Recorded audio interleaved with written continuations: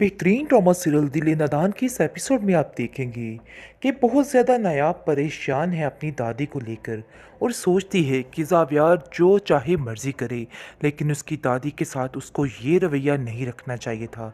यानी कि उनके सामने जो उसने रवैया रखा है वो नायाब भूल नहीं पा रही है और इसको समझ ही नहीं आ रही है। लेकिन वो अपना सिर्फ और सिर्फ हमदर्द समझ रही है तो तानिया को, और तानिया को ही इस बारे में सारा कुछ बता रही है कि देखो मेरे साथ क्या हो रहा है। लेकिन वो ये नहीं जानती कि तानिया ही अंदर से उसकी जड़ें काट रही है और इस चीज़ की इसको बिल्कुल समझ नहीं। इसलिए आप देखेंगे कि ज़ावियार से भी वो काफ़ी दिनों से कुछ उखड़ी उखड़ी रहती है।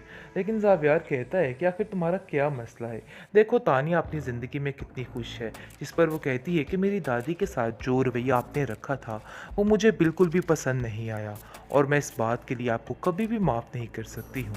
खैर आप देखेंगे कि वो उसको समझाता है और कहता है कि ये बातें अपने दिमाग से बिल्कुल निकाल दो, यानी कि फ़जूल बातें जो सोच रही हो ये सोचना भी गलत है। अब तुम्हें इसी माहौल में और ऐसे ही रहना है, ये बात अपने जहन में बिठा के रखना। जिस पर आप देखेंगे वो कहती है कि रहने में और आपकी बात मानने में बहुत फ़र्क है, क्योंकि ये बात बिल्कुल बेबुनियाद है कि मैं अपनी दादी से ना मिलूं, क्योंकि मैंने आज तक उनमें कोई बुराई देखी ही नहीं। लेकिन आप लोग हैं कि आप लोगों को वो पसंद ही नहीं है और तरह तरह की बातें आपकी माँ उनके बारे में करती है।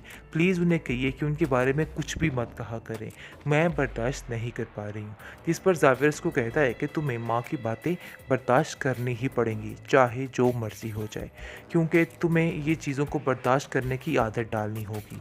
जिस पर बेचारी नायाब खामोश हो जाती है और सोचती है कि आखिर ये क्या मामला है, कब तक वो ये सारी बातों को बर्दाश्त करेगी और कब तक उसे ये सारी टेंशनों को अपने ऊपर हावी रखना होगा। इस बात ने उसको बहुत हिला के रख दिया है। अरे वो इतनी मासूम है, किसका दिल करता है इतनी मासूम बच्ची के साथ इतना जुल्म करने को। मुझे तो समझ ही नहीं आती कि आप लोगों का ज़मीर मर चुका है। आखिर आपको तो खरे खोटे की पहचान ही नहीं। आखिर वो लड़की का क्या कसूर है? अगर वो खामोशी से आप सबकी बातों को सह जाती है, इसका मतलब ये नहीं है कि आप लोग उसको घसीट घसीट कर उसका बुरा हश्र कर रहे हैं। मैं आपको इस चीज़ की कतई इजाज़त नहीं देती। वो ज़ावियार को कहती है कि ज़ावियार मुझे लगता है कि आप लोगों के दरमियान कुछ भी ठीक नहीं है। आप लोग बहुत उखड़े उखड़े रहते हैं नयाब के साथ। देखो जो कुछ भी है, नयाब को तुमने अपनी मर्ज़ी से इस घर में लाया है, अपनी मर्ज़ी से शादी की है, लेकिन आज तुम कैसे उससे इतने खिलाफ हो सकते हो कि तुमने उसको छोड़ दिया। मुझे तो समझ ही नहीं आ रही ज़ावियार कि तुम क्या कर रहे हो। जिस पर ज़ावियार कहता है कि नहीं, आपको कोई मिसअंडरस्टैंडिंग हुई है, ऐसी तो कोई बात नहीं, और वैसे भी ये लड़की झूठ बोलती है और कुछ भी नहीं है, मैंने तो ऐसा कुछ भी नहीं किया। जिस पर आप देखेंगे कि वो कहती है कि उस बेचारी बेजुबान ने तो मुझसे कुछ भी नहीं कहा है। पता नहीं क्यों आप लोग बात घुमा फिरा कर उस पर ही लेके आ रहे हो। देखो अपनी माँ के नक्शे कदम पर मत चलो, तुम्हें बार बार समझाने की कोशिश कर रही हूँ। अपनी माँ के इस सारी हरकत से, इस चुंगल से निकल आओ। तुम नहीं जानते कि उसके घर वाले कितने परेशान हैं तुम्हारी वजह से। तुम्हें क्यों समझ नहीं आ रही ज़ावियार? ज़ावियार कहता है कि आप फिक्र मत करें, सब ठीक हो जाएगा। जो कुछ हो रहा है सरासर गलत कह रही हैं आप, ऐसा कुछ भी नहीं है। मैंने तो ऐसा कुछ भी नहीं किया। फिर मुझ पर इतने इतने बड़े इल्ज़ामात किस चीज़ के लगाए जा रहे हैं, मुझे तो कुछ समझ नहीं आ रही है। जिस पर आप देखेंगे कि वो कहती है कि नहीं, इल्ज़ामात नहीं है ज़ावियार, मैं तो तुम्हें समझाने की कोशिश कर रही हूँ। सिर्फ अपने आप को बदलो और नायाब को समझने की कोशिश करो। अरे तुम ही हो जो उसको समझोगे और तुम ही हो जो उसको इस घर में लेके आए हो, लेकिन शायद तुम्हें इस चीज़ का अंदाज़ा नहीं हो रहा और तुम्हें लग रहा है कि वो भी गलत है। देखो ऐसा नहीं है ज़ावियार, अपने आप को बदलने की कोशिश करो। लेकिन दूसरी तरफ तानिया ऐसे ऐसे जाल बिछा रही है कि इन सब चीज़ों से निकलना बहुत मुश्किल होता जा रहा है। जुनैद कहता है कि आखिर तुम्हारा मसला क्या है? अपनी मर्जी के साथ तुमने मुझसे शादी की, लेकिन अब ऐसा क्या हो गया कि तुम्हें मेरी हर बात बुरी लगने लग गई? तुम्हें मुझ में कोई भी खूबी नजर नहीं आती है?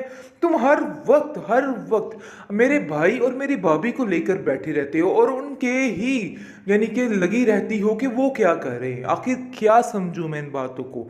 जिस पर आप देखेंगे कि वो कहती है कि मुझे किसी की बात से कोई फर्क नहीं पड़ता। देखो, तुम जो समझ रहे हो समझते रहो। लेकिन दूसरी तरफ काफ़ी परेशान है नायाब बेचारी की दादी। और नायाब से कहती है कि नायाब, मुझे सही सही बताना, तुम्हारे हालात ठीक जा रहे हैं ना? क्योंकि मैं बहुत परेशान हूँ तुम्हें लेके। मुझे नहीं लगता कि तुम्हारे घर में तुम्हें कोई सुकून मिल रहा है। देखो, साफ साफ बात बताओ, क्योंकि मुझे लग रहा है कोई ना कोई गड़बड़ ज़रूर है। जिस पर वो कहती है कि नहीं दादी, ऐसी कोई बात नहीं है, मैं अपने घर में बहुत खुश हूँ।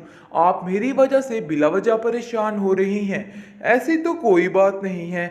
और ना ही मैंने आपसे ऐसा कुछ कहा है, इसलिए बिला वजह टेंशन लेनी छोड़ दे। जावियार बहुत अच्छे हैं और मेरा बहुत ख्याल रखते हैं। इन वजह से आपको परेशान होने की कोई भी ज़रूरत नहीं है। जिस पर वो बाद में रोना शुरू कर देती है, क्योंकि वो जानती है कि उसके सारे ख्वाब मरिया मेट हो चुके हैं और कोई भी आज उसके साथ नहीं खड़ा और वो आज बिल्कुल अकेली है। और इस चीज़ का अंदाज़ा उसको हो चुका है।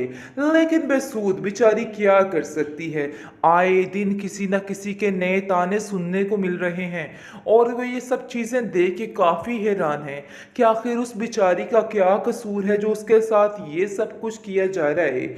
इसलिए वो खामोशी से, सब्र के साथ हर चीज़ को गुजारने की कोशिश कर रही है और सोच रही है कि एक वक्त पे सब कुछ ठीक हो जाएगा।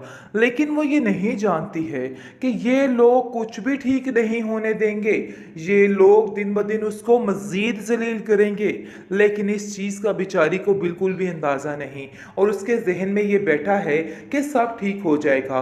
जावियार की तो भी स्टार्टिंग है, आते आते जावियार उसके साथ ऐसा बदलेगा, ऐसी आंखें फेरेगा और पता लगेगा कि वाकई में तरबियत ही आगे आती है। क्योंकि जो तरबियत उसकी माँ ने उसकी की है वो उसके सामने आ जाएगी और सारा कुछ खुल के सामने आ जाएगा। बहरहाल आप देखेंगे कि जावियार कहता है कि देखो, मैं तो तुमसे सिर्फ इतनी डिमांड कर रहा हूँ कि अपने तौर तरीकों को बदल डालो, क्योंकि इनकी वजह से मुझे काफ़ी ज़्यादा टेंशन हो रही है और ज़माने भर में ज़िल्लत हो रही है। तुम्हें इन सब चीज़ों की समझ क्यों नहीं आ रही नायाब? तुम्हें इन बातों को समझना होगा, अपने दिमाग को ठीक करो। जिस पर वो कहती है कि आपने ये सारी खामियां होते हुए ही मुझे अपनाया था।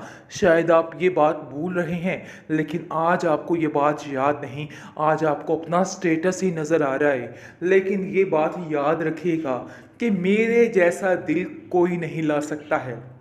यानी कि वो अब जाकर ये बात बोलना शुरू हो रही है कि आपको मेरे साथ ऐसा नहीं करना चाहिए था।